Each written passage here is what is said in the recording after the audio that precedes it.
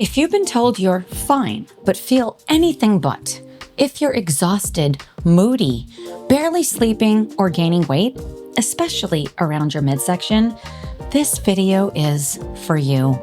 You're not alone, and you're not imagining it. The truth? Most conventional hormone advice is outdated, oversimplified, and keeps women stuck. And it's not just the symptoms, it's the frustration. The quiet fear that maybe this is just how it's going to be. I want to clear the air because there are a few things you've probably been told that simply aren't true. There are 5 hormone lies I see women being told over and over again, and one of them might be the reason you're still not feeling like yourself. I'm Tara Quintana, a board-certified family nurse practitioner and functional medicine specialist, and the creator of the Hashimoto's Recovery Blueprint, a 3-month program where I work with women to get to the root causes of their autoimmune disorders and get them back to living their best life. If you want to know more about my program, I created a masterclass where I outline the top 3 discoveries that changed the game. This masterclass is completely free. If you want to gain instant access, comment down below masterclass and I will send you the link. If you are just listening to the audio, there will be a link in the show notes. Now, let's dive in. Myth number 1, if your labs are normal, your hormones are fine. How many of us are fed this garbage? Most conventional lab ranges are designed to detect disease, not dysfunction. You can have all the signs of hormonal imbalance, fatigue, mood swings, painful cycles, low libido, and still be told you're fine. That's not fine. Labs are only a piece of the story, and they do matter. But the type of lab matters even more. I'm a fan of the Dutch Plus, which looks at patterns, timing, detox, rhythm. It gives us context, not just numbers. And no, I'm not sponsored, but after running hundreds of blood tests and many Dutch tests on hundreds of women, I've learned a thing or two. And that's why you are here today, to better understand your hormones and what the hell is going on? Or you wouldn't be watching or listening right now. The Dutch Plus also is looking at your adrenals, and we're gonna get to why this matters in a little bit, so be sure to stay till the end so you don't miss out. If we're only looking at sex hormones, we are missing the mark. Myth number 2, if your lab value is low, you need to take hormones. Not always. Low estrogen might not mean underproduction. It could mean poor absorption, detox overload, or inflammation that's blocking receptors. Low progesterone? That could be cortisol stealing your precursors. Technically, it doesn't steal, but it's an understandable way to think of it. More hormones aren't always the fix. We need to look at why they are low and support your system from the roots up. This is why I love functional medicine. It is so important to swim upstream.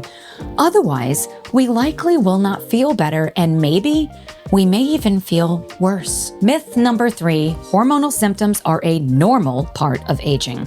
No. Bloating, brain fog, night sweats, hair loss, moodiness, weight gain, and this is not an exhaustive list. These are not things you just need to live with. They are not just a part of aging. They are signs that your body is trying to adapt to internal stressors. Yes, your hormones shift with age, but how you feel is determined by how well you're supporting the systems behind those shifts. Myth number 4, if you have a symptom, you need a pill. That mindset will lead you straight into supplement fatigue and protocol overwhelm. One thing I teach my patients and clients is the concept of strategy over stacking.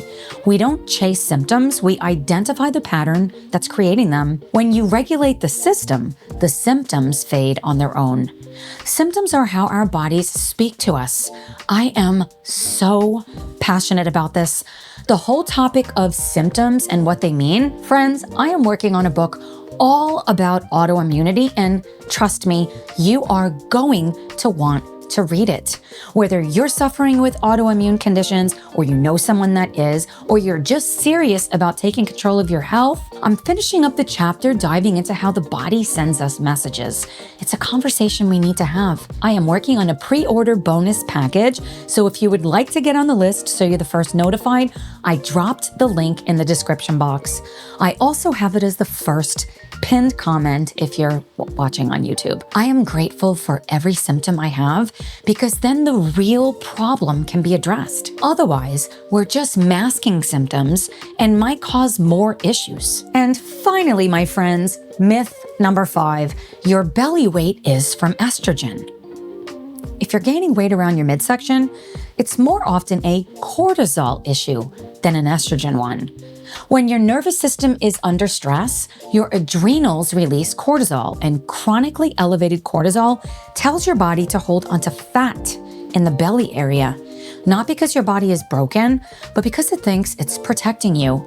Estrogen may play a role, but if you're not looking at your cortisol rhythm, you're missing the bigger picture, especially if you're waking up tired, waking up in the middle of the night. For me, it was always between 2 and 3 a.m.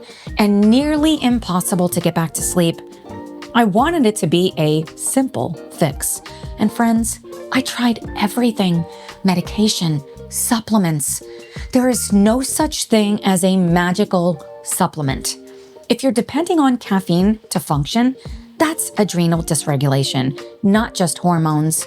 So before you start reaching for estrogen support, you need to look at your stress response, your circadian rhythm, and your nervous system state. That's the hormonal healing no one is talking about, but it's the one that changes everything. When we talk about hormone issues, we have more than just sex hormones. Cortisol is likely playing a role, as is insulin. Remember, cortisol is the body's master blood sugar regulator. If our body perceives we are in danger because of our stressed out lifestyle, ask me how I know, my friends. I didn't want to make changes, so nothing changed. As soon as I jumped all in, prioritizing my parasympathetic nervous system, everything changed for me. But healing isn't linear. Hormones don't operate on a 30-day transformation schedule. And most programs or protocols don't account for your nervous system, trauma, detox, and adrenal rhythm. Your body isn't resisting healing, it just needs a different kind of support. Such a big part of healing involves what I call thinking and linking. Well, I didn't come up with that phrase. One of my mentors from the Institute of Functional Medicine, Dr. Tom Salt, used that phrase, thinking and linking. So sorry, Dr. Salt, but I stole it. Sorry, not sorry. It is so important to not look at something in isolation. One lab value, one symptom. We need to see the whole picture, including how your other body systems are feeling. In conventional medicine, we separate out all your body systems, but our different body systems don't function in isolation. If this spoke to you, you're really gonna love what's next. Dr. Carrie Jones and I dive deep into perimenopause, hormone testing, and what most women are never told about this next phase of life. I put that video up on the screen right here, and I will see you over there.